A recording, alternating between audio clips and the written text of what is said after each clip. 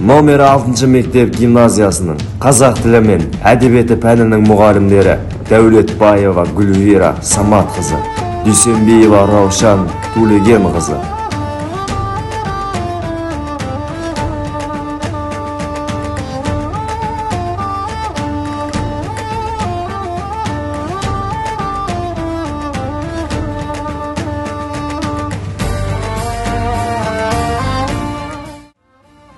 Зылиха мен Батима деген біреудің қызметінде тұрған екі қыз бала жеміс толы дорбаларын көтеріп қалаға қарай келе жатты.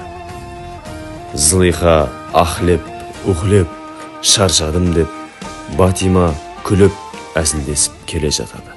Сонда Батима айтты: Зылихаш, жүрсеңші жылдамдатып. Батима, сен көңілді келе жатырсың да. Сенің иығыңдағы жүктен менің иығымдағы жүктің айырмашылығы жоқ сияқты. Өзің де менен мықты емессің. Қалай күшті келе жатырсың көңілді болып? Зылихаш, менің қоржынымның ішінде ауырды жеңілдететін шөп бар. Ол қандай шөп? Айтшы. Мен де мына қоржыныма салып алып, жүгімді жеңілдетіп алайын. Сол шөп сенің уысыңа түсет деп ойламайым.